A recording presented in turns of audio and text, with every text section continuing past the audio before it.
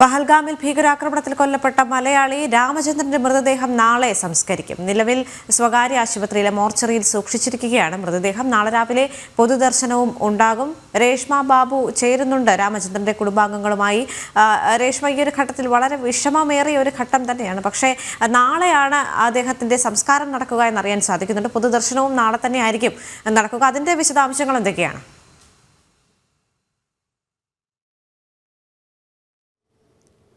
ദേവിക, നാളെയാണ് എൻ രാമചന്ദ്രൻ്റെ സംസ്കാര ചടങ്ങുകൾ നടക്കുക. പൊതുദർശനം രാവിലെ 7 മണി മുതൽ 9 വരെ ചങ്ങമ്പുഴ പാർക്കിൽ ഉണ്ടാകും. നിലവിൽ നമ്മോടൊപ്പം ചേരുന്നത് രാമചന്ദ്രൻ്റെ കസിൻ സിസ്റ്ററായിട്ടുള്ള ജയലക്ഷ്മിയാണ്.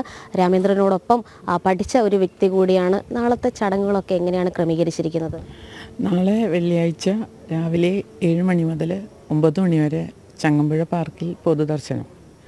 അതിനുശേഷം 9:30 വീട്ടിലേക്ക് കൊണ്ടുവരും. മങ്ങാട്ട് റോഡിലുള്ള നീരാഞ്ജനം വീട്ടിലേക്ക്.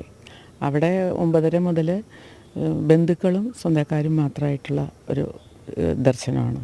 അതിൻ്റെ ശേഷം അതിൻ്റെ ചടങ്ങുകളെല്ലാം നടത്തിയിട്ട് 11:30 കഴിഞ്ഞ് ഇവിടുന്ന് പോകും. കാരണം 12 മണിക്കാണ് ഇടപ്പള്ളി ശ്മശാനത്തിൽ നമ്മളുടെ ചടങ്ങുകൾ നടത്തുന്നത്. അപ്പോൾ ഇവിടുന്ന് 11:30 കഴിഞ്ഞ് ഇറങ്ങും. 12 മണിക്കാണ് അവിടെ സമയം തന്നിരിക്കണേ. അങ്ങനെയാണിപ്പോൾ അറേഞ്ച് ചെയ്തേക്കണേ.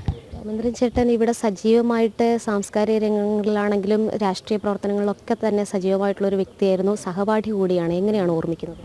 സഹപാഠി എന്ന് പറഞ്ഞാൽ ഞങ്ങൾ ഒരേ ക്ലാസ്സിൽ പഠിച്ചു എന്നല്ല, ഞങ്ങളൊക്കെ ഒരേ സമയത്ത്, ഇപ്പോൾ ഞാൻ ഗേൾസിലാണെങ്കിൽ അവർ ബോയ്സിൽ, അങ്ങനെ. പിന്നെ എൻ്റെ കസിൻ സിസ്റ്ററാണ് ഷീല, രാമേന്ദ്രൻ്റെ വൈഫാണ്.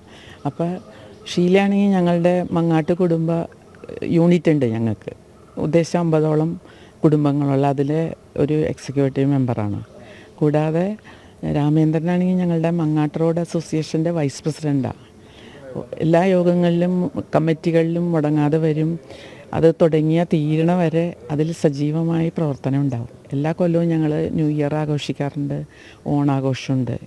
ഈ 2 ഫംഗ്ഷനുകളിലും പുള്ളി A to Z എല്ലാ കാര്യങ്ങളും നോക്കി നടത്താനൊക്കെ മുൻപിൽ തന്നെ ഉണ്ടാവും. പിന്നെ ഷീലയാണെങ്കിലും അതെ, ഷീലയ്ക്ക് ഒരുപാട് മറ്റുള്ള ആക്ടിവിറ്റീസും ഉണ്ട്. എല്ലാ കാര്യങ്ങളും സജീവമായിരുന്ന ഒരു വ്യക്തിയെ കൂടിയാണ്. അതെ അതെ, നമുക്കെന്ന് പറഞ്ഞാൽ ഇതൊരിക്കലും സങ്കല്പിക്കാൻ പോലും നമ്മളുടെ വിങ്ങലിപ്പോഴും മാറിയിട്ടില്ല.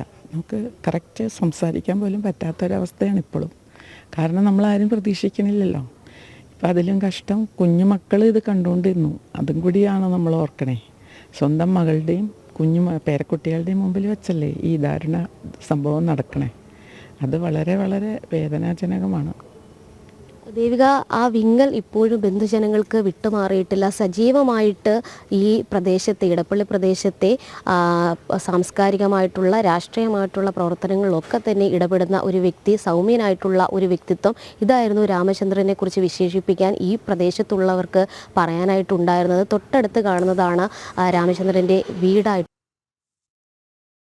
കൊല്ലപ്പെട്ട രാമചന്ദ്രന്റെ മൃതദേഹം നാളെ സംസ്കരിക്കും. നിലവിൽ സ്വകാര്യ ആശുപത്രിയിലെ മോർച്ചറി സൂക്ഷിച്ചിരിക്കുകയാണ്. നാളെ രാവിലെ പൊതുദർശനവും ഉണ്ടാകും. രേഷ്മ ബാബുവാണ് ചേർന്നത്.